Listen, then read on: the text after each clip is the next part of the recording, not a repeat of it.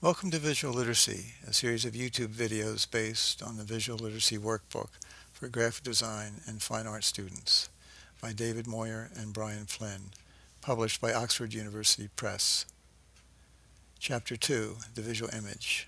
In this chapter, we will become familiar with the vocabulary used to describe the basic parts of a visual image.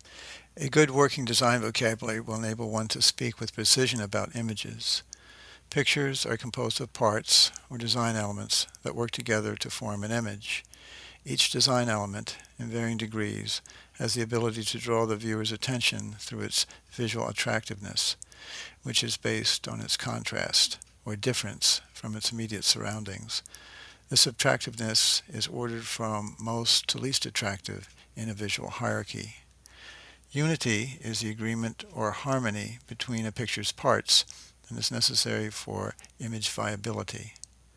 The visual image is composed on an area called the picture plane, which may be any shape, but it's most commonly a rectangle. The edge of the picture plane is the format or frame of reference. Positive space or figure refers to any design element placed on the picture plane. Negative space or ground is any part of the picture plane not covered by positive space. Every part of the picture plane, whether positive or negative space, figure or ground, has the ability to attract the gaze of the viewer. Images containing all of the design elements within their formats are closed compositions, while those with design elements that appear to extend beyond the image format are open compositions. Shapes are some of the most common of design elements. A shape is a clearly defined area that one can see, delineated by a line or a change in value or color. The edge of a shape, whether defined by line, color, or value, is its most active part.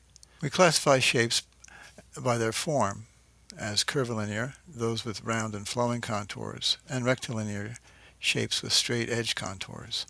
Shapes are also classified as representational, those that refer to objects in the real world, and non-representational, those that do not. Abstraction is the rendering of a visual element or image less realistic through the elimination of visual information and the simplification of form. A form that has become less realistic through abstraction may still be representational.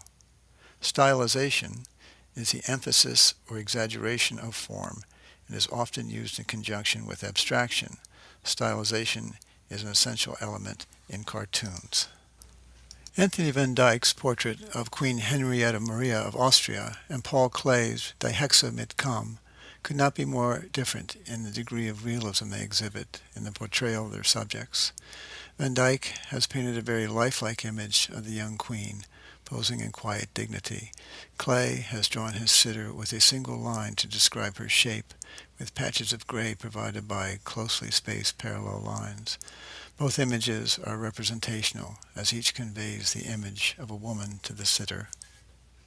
Wassily Kandinsky's explosive cacophony of multi-sized, rectilinear and curvilinear shapes displays an expansive energy in this non-representational composition, Small Worlds, while L. Lisztsky complements dynamic geometry with offsetting diagonal non-representational forms in Vendigan. The abstracted and stylized form of the female figure, sculptured in the Cyclades Islands between 2600 and 2400 BC, has been reduced in the amount of visual information it conveys to the viewer. The figure is comprised of a series of similar repeating shapes of elegant simplicity, each of which communicates to us the part of the anatomy it represents. Vincent van Gogh's wheat field with cypresses is a late summer or early autumn landscape, wheat bending in the breeze below rolling clouds in the sky. The clouds and the mountains have been made similar in their shapes, with an emphasis placed on their roundness. A gentle curvilinear form is expressed by the other elements in the landscape. The image has been further abstracted, revealing the mark of the artist's brush, which gives the painting its form. Please join us as we continue to explore visual form and content in our upcoming videos.